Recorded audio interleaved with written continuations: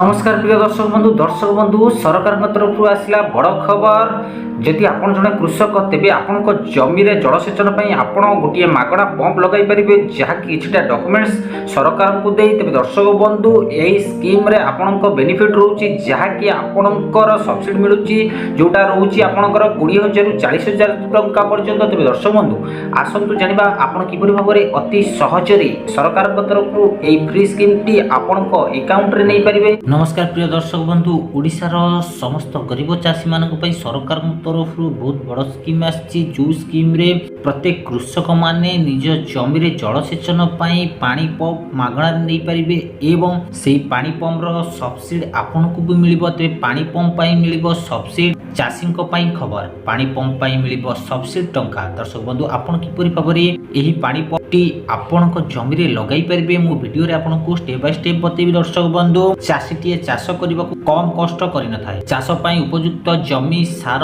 खत सह प्रचुर परिमाण में जलर आवश्यकता होता है। जल भी चाष कल्पना भी करवा भूल ए सबू जेभली चाषी पर्याप्त परिमाण में पाई परिबे से नहीं अनेक योजना कार्यकारी करिसेंती सरकार। दर्शक बंधु चाषीटीए चाष करबा पई सबु किछि आवश्यक ता मध्यरु जल संपूर्ण भाव में नित्यांत आवश्यक। कारण यदि चाषीटीए चाष करुछि ता पई सार दरकार बिहन दरकार एवं उत्तम परिमाणर जलसेचन दरकार। तेबे सरकार संपूर्ण भाव में चाषी मानक पई बहुत किछि उपकृत करुचंती जोटा कि जलसेचन रहउछि विशेष करी चाष जमी जल जोगाई देबाकू अनेक योजना कार्यकारी करा जायछि। सेथि मध्यरु गोटिए योजना हेउछि कृषि सिंचाई योजना। यह अनेक राज्य रे जलसेचन पई योजना कार्यकारी करा जायछि। दर्शक बंधु चाषी मानक पई बहुत योजना अछि। ए योजना भितरु गोटिए योजना हेउछि कृषि सिंचाई योजना। दर्शक बंधु ए कृषि सिंचाई योजना माध्यम रे आपनकू जलसेचन रो पंप मिलिबो एवं आपन सब्सिडी भी मिलिबो। वर्तमान जो चाषी माने एकर जमी रे माइक्रो जलसेचन अर्थात स्प्रिंकलर एवं ड्राप जलसेचन व्यवहार करने को चाहूछन सेमानक पई बड़ घोषणा करा जाय। एही चाषी माने उद्यान विभाग सह जोगाजोग करि परिबे। एभली चाषी को सब्सिडी वाटर पंप जोगाई दिया जिवो। दर्शक बंधु जो माने ताकर चाष जमी रे पंप लगाइबाकू चाहूछंती सेमाने सरकारक जो स्कीम टी अछि से स्कीम रे संपूर्ण भाव में आवेदन करी फ्री जलसेचन एवं तार सब्सिडी निज अकाउंट रे नहीं पारिबे। दर्शक बंधु सेति पई आपनकर जमी पहाड़िया अंचल रे होइथिबा दरकार सरकारक तरफरु बड़ घोषणा। दर्शक बंधु तेबे आसंतु जानिबा कोन रहिछि एही पंप टी को नै सरकारक तरफरु खबर। उद्यान कृषि विभाग पक्षरु चाषी को सर्वाधिक 25,000 टंका पर्यंत सब्सिडी जोगाई दिया जाउथिबा बेले मोटर पंप पाई सर्वाधिक 15 टंका पर्यंत राशि जोगाई दिया जाउछि। अर्थात जलसेचन पई 40,000 टंका पर्यंत सब्सिडी प्रदान करा जाय।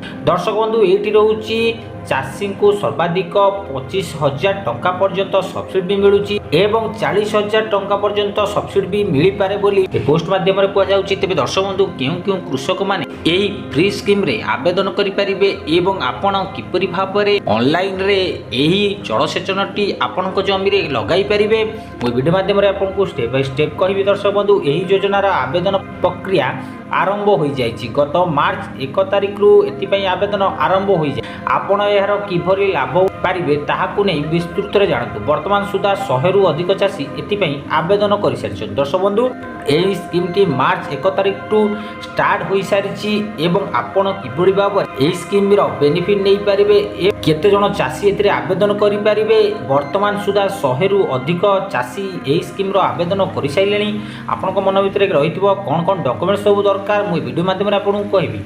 आपण किपरि भाव में ऑनलाइन रे अति सहज रे एठी आवेदन करि पारिबे। बिहार रे माइक्रो जलसेचन उपरे 80% पर्यंत सब्सिडी दिया जाय। एहाकु नै उद्यान कृषि विभाग पक्षरु सूचना प्रदान करा जाय। एही योजनार लाभ उठाइबाकू चाषी को जमी रसीद एलपीपी पासपोर्ट सह आवेदन करने हेबो। तेबे दर्शक बंधु एठी आपन को किपरि आवेदन हबो जदि बिहार लोक ए स्कीम रे 80% ସବସିଡି ପାଇସାରିଛନ୍ତି।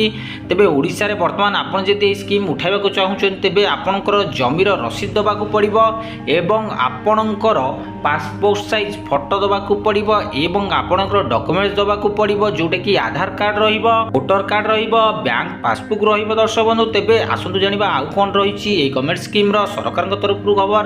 ଏହି ଯୋଜନା ଅନୁଯାୟୀ କୃଷକମାନେ ଆବଶ୍ୟକ ଜଳ ସୁବିଧା ପାଇପାରିବେ। ଫସଲ ଗୁଣବତ୍ତା ଏବଂ ଉତ୍ପାଦନ ଏହାଦ୍ୱାରା 50% ପର୍ଯ୍ୟନ୍ତ ବୃଦ୍ଧି ପାଇବ। ଏହି କୌଶଳ ସହିତ ଜମିକୁ ଜଳସେଚନ କରିବା ପରେ ମଧ୍ୟ ଜଳ ସଞ୍ଚୟ ହୁଏ। ଏହି କୌଶଳରେ ଜଳସେଚନ ଜଳ ସହିତ ସାର ଏବଂ କୀଟନାଶକ ରାସାୟନିକ ପଦାର୍ଥ ବ୍ୟବହାର କରାଯାଇପାରିବ। ତେବେ ଦର୍ଶକ ବନ୍ଧୁ, ଏହି ପମ୍ପ ବ୍ୟବହାର କରି ଆପଣ ଉଚ୍ଚା ଜମି ହେଇଥିଲେ ଆପଣ ଜଳ ରଖିପାରିବେ ଏବଂ ଆପଣଙ୍କର ଜମି ପାହାଡ଼ିଆ ଅଞ୍ଚଳ ହୋଇଥିଲେ ଆପଣ ଏହି ପମ୍ପ ଲଗାଇ ପାରିବେ। ଏଠି ଖବର ଆସୁଛି ଦର୍ଶକ ବନ୍ଧୁ, ଆପଣ ଯଦି ଏହି ପମ୍ପଟି ନିଅନ୍ତି ତେବେ ସରକାରଙ୍କ ତରଫରୁ ଆପଣଙ୍କର 25,000 ରୁ 40,000 ପର୍ଯ୍ୟନ୍ତ ସବସିଡି ମିଳିବ। ତେବେ ଏହି ଅଫିସିଆଲ ପୋର୍ଟାଲ ଆପଣ ଭିଜିଟ୍ କରି ଏହି ମାଗଣା ପାଣି ପମ୍ପଟି ନେଇପାରିବେ ସରକାରଙ୍କ ତରଫରୁ। ଇଏ ବଡ଼ ଖବର। ତେବେ ଦର୍ଶକ ବନ୍ଧୁ, କେତେଗୁଡ଼ିଏ ଡକୁମେଣ୍ଟସ ରହୁଛି ଯେଉଁ ଡକୁମେଣ୍ଟସ ଆପଣଙ୍କୁ ଏଠି ଭେରିଫାଇ କରିବାକୁ ପଡ଼ିବ, ଯେପରିକି ଆପଣଙ୍କର ଜମିର ପଟ୍ଟା ରହିବା ଦର୍ଶକ ବନ୍ଧୁ, ଦ୍ୱିତୀୟରେ ଆପଣଙ୍କର ଆଧାର କାର୍ଡ଼ ରହିବା ନିହାତି ଆବଶ୍ୟକ, ତୃତୀୟରେ ଆପଣଙ୍କର ବ୍ୟାଙ୍କ ପାସବୁକ୍ ଏବଂ ଆପଣଙ୍କର ଯେଉଁ ଜମିର ପଟ୍ଟାର ପାଉତି ଆପଣ ଅପଡେଟ୍ ରହିବା ଦରକାର। ତେବେ ଯାଇ ସରକାରଙ୍କ ତରଫରୁ ଏହି ସ୍କିମ୍ର ବେନିଫିଟ୍ ଆପଣଙ୍କ ଆକାଉଣ୍ଟରେ ଆପଣ ନେଇପାରିବେ।